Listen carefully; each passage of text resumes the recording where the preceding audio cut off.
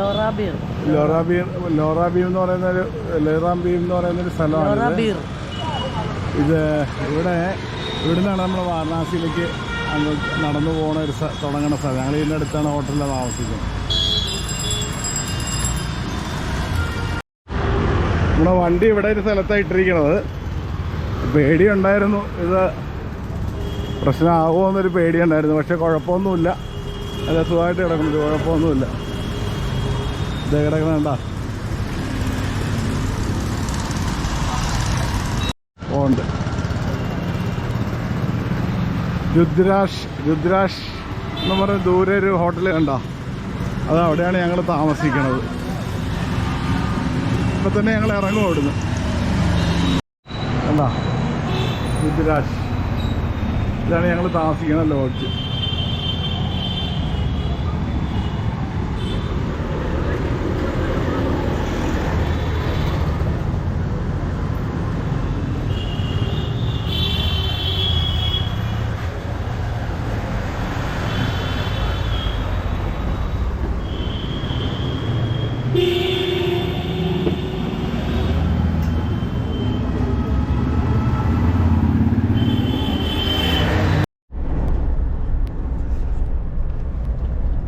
എല്ലാവർക്കും നമസ്കാരം.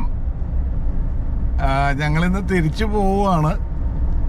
തിരിച്ച് ഞങ്ങൾ ഒറ്റ ഇതിന് നാഗ്പൂർ വരെ വാരണാസിയിൽ നിന്ന് നാഗ്പൂർ വരെ പോകാമെന്ന് വിചാരിക്കണു. 740 കിലോമീറ്ററോളം ഉണ്ട്. 2 പേരുണ്ടല്ലോ, അപ്പോൾ അത് കാരണം പോകാമെന്നിങ്ങനെ വിചാരിക്കുകയാണ്. എൻ്റെ ഇടയ്ക്ക് ചിത്രകൂട് എന്ന് പറഞ്ഞൊരു സ്ഥലത്തിനെ കുറിച്ച് ഒരു ഇത് കണ്ടു. ചിത്രകൂട് നമ്മുടെ ഭാഗവത്തിൽ മഹാഭാരതത്തിൽ പറയുന്ന പോലെ ചിത്രകൂടെന്ന് പറഞ്ഞ് പഞ്ചപാണ്ഡവർ വന്ന് താമസിച്ച അത് ഇതിനടുത്താണ്. പക്ഷേ പോകാൻ പറ്റുമെന്നറിയില്ല. ഞങ്ങളൊന്ന് കാൽക്കുലേറ്റ് ചെയ്ത് നോക്കുവാണ്. പറ്റുവാണെങ്കിൽ പോവും.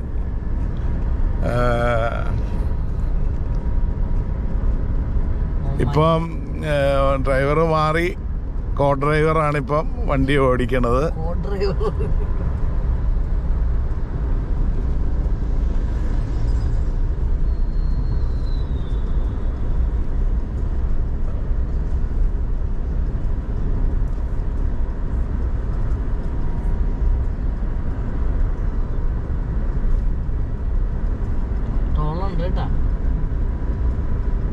ടോള് കൊടുത്ത് മുടിയും നമ്മൾ. 5000 രൂപയാണ് ഒരു സൈഡിലേക്ക് ടോള്, തിരിച്ചു 5000 രൂപ, 10000 രൂപ. പക്ഷെ വേറെ കാര്യമുണ്ട്, നമ്മൾ റോഡ് പക്ക ഉഗ്രം റോഡുകളാണ്. നമുക്കൊന്നും നോക്കണ്ട, വളരെ പക്കയാണ്. നമ്മൾ ഇല്ലെങ്കിൽ വേറൊരു റോഡിൽ 50 മീറ്റർ ഓടിക്കുമ്പോൾ നമ്മൾ വിഷമിച്ച് പോകണം. 50 കിലോമീറ്റർ ഓടിക്കുമ്പോൾ വിഷമം. പക്ഷെ ഇവിടെ നമ്മൾ എത്ര കിലോമീറ്റർ ഓടിച്ചാലും ക്ഷീണയില്ല. ഒന്ന് നമ്മളൊന്ന് ഇറങ്ങി ഒന്ന് മയങ്ങി കഴിയുമ്പോൾ നമ്മൾ റിഫ്രഷായി. അതാണ് അങ്ങോട്ടും ഇങ്ങോട്ടും വലിഞ്ഞും തേഞ്ഞും ഒന്നും ഓടിക്കണ്ട, പതുക്കെ സമാധാനമായിട്ട് ഓടിച്ചു പോവാ. നല്ല റോഡാ. ടോള് കൊടുക്കണോണ്ട് ഒരു നഷ്ടവും ഇല്ല. ഇത്രയും ദൂരം ആയതുകൊണ്ടാ ഇത്രയും കൂടുതൽ ടോള് കൊടുക്കേണ്ടി വരുന്നത്. അത്രേ ഉള്ളൂ, ദൂരം കൂടുതലാണല്ലോ.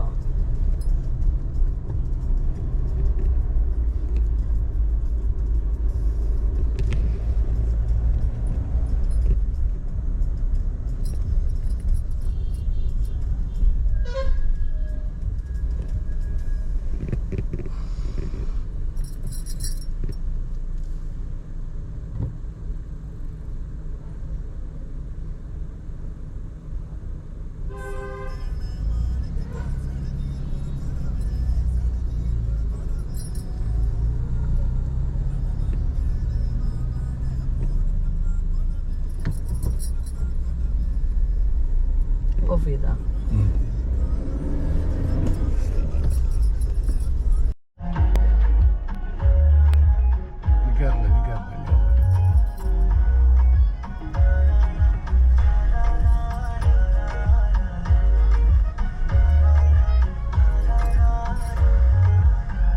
മധ്യപ്രദേശിൻ്റെ ഉത്തർപ്രദേശിൻ്റെ ബോർഡർ കഴിയുവാണ്.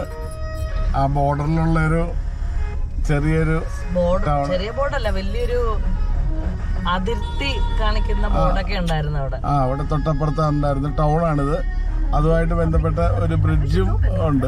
ആ അതിർത്തി കാണിക്കുന്ന ആ ബ്രിഡ്ജും ഇവിടെ കാണാൻ പറ്റും. ഇപ്പം ഞങ്ങൾ മധ്യപ്രദേശിലേക്ക് കയറി ഒരു വലിയ ബ്രിഡ്ജൊക്കെയാണത്. ആ ബ്രിഡ്ജ് കഴിയുമ്പോൾ മധ്യപ്രദേശാവും. ഈ ബ്രിഡ്ജ് കഴിയുമ്പോൾ നദി ഏതാണെന്ന് എനിക്ക് അതൊരു പിടുത്തമില്ല, അതിലൊന്നും എഴുതി വെച്ചതുമില്ല.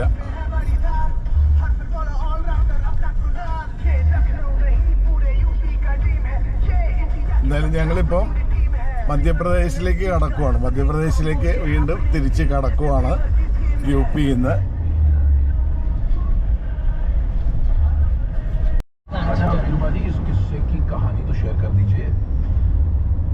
आप सोच रहे होंगे कि मैंने प्रोमो में ये कहा था ना कि धोनी को चेन्नई का कप्तान किसने बनाया? आपके भाई ने। तो उसके पीछे एक कहानी सुनाता हूँ, मतलब डायरेक्ट मैं नहीं था बट इनडायरेक्टली मैं ही था।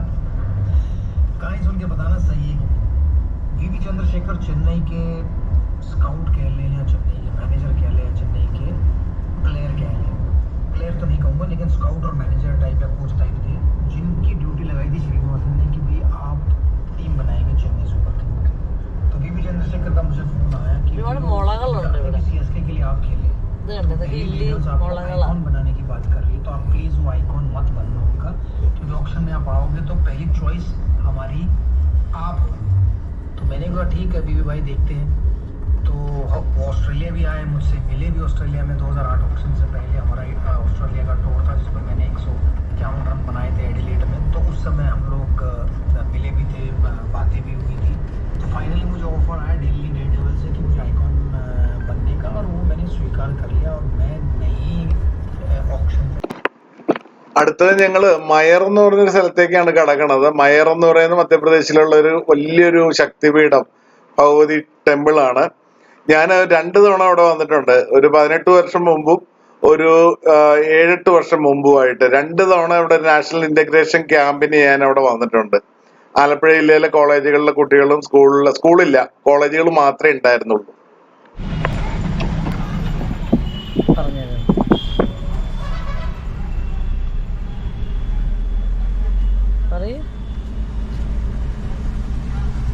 ഞങ്ങളിപ്പോഴ് മയർ എന്ന് പറയുന്ന മധ്യപ്രദേശിലെ ഏറ്റവും വലിയ ഒരു ഭഗവതി ക്ഷേത്രമാണ്. അത് ശാരദാദേവിയുടെ നവരാത്രി കാലത്തൊക്കെ ഭയങ്കര ആഘോഷമുള്ള ഒരു അമ്പലമാണിത്. ഈ അമ്പലത്തിൽ ഞങ്ങൾ അങ്ങോട്ട് പോയപ്പോൾ കയറണമെന്ന് വിചാരിച്ചതാണ്, അത് നടന്നില്ല. എന്തായാലും ഇപ്പം ഞങ്ങൾ അതുവഴി പോവുകയാണ്.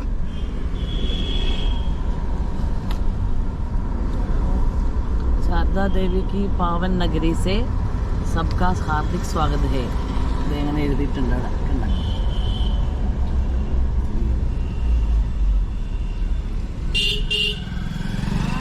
ഇങ്ങോട്ട് നോക്കി നേരെ തന്നെയാണ്.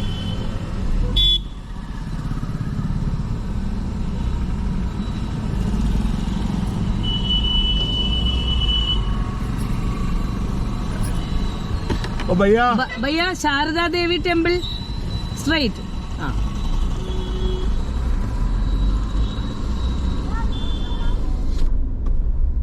ഇവിടെ വന്നപ്പോ മാപ്പ് തീർന്നു പോയി, അതൊരു സംശയം വന്നു ഞങ്ങൾക്ക്.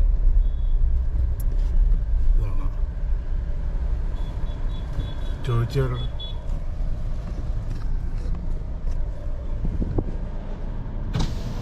भैया भैया भैया शारदा टेम्पल सीधे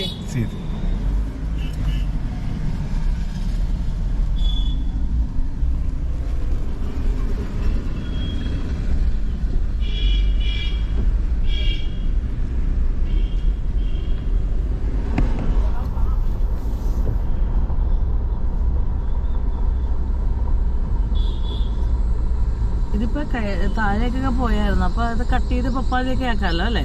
നല്ല നല്ല ഭാഗങ്ങൾ എടുക്കാമല്ലോ. ഇതൊരു പെൺപിള്ളേരുടെ സ്കൂളാണ്. അതെ, കന്യ ശാസകീയ കന്യ ഉച്ച. എത്ര വർഷങ്ങൾക്ക് മുമ്പാ ഇവിടെ വന്നിരുന്നല്ലേ?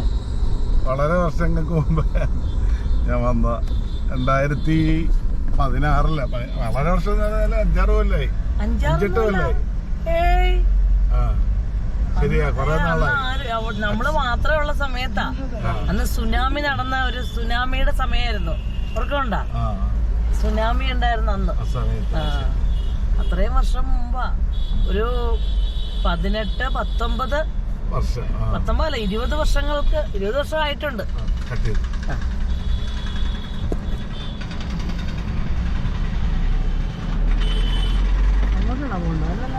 നിർത്തിയത് വെൽക്കം ടു ശാരദാദേവി, ഇത്രേ ഉള്ളൂ.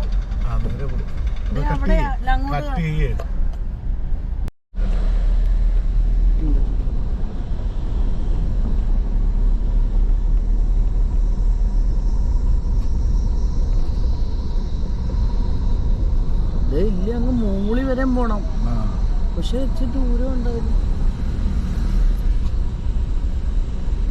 അതെങ്ങനെ മേപ്പോഴും അത്രയും മുളിപ്പോണ്ട്. അവരോട് ചോദിക്കും എങ്ങനെയാണ് ചേട്ടനൊക്കെ പോയത്. വണ്ടി ഇതിനകത്ത് ഇടുന്നായിരിക്കും.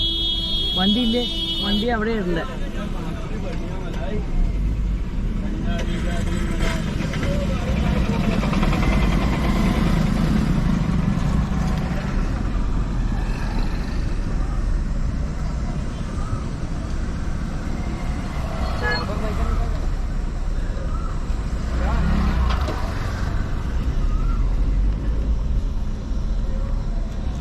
भैया गाड़ी चलेगा उधर?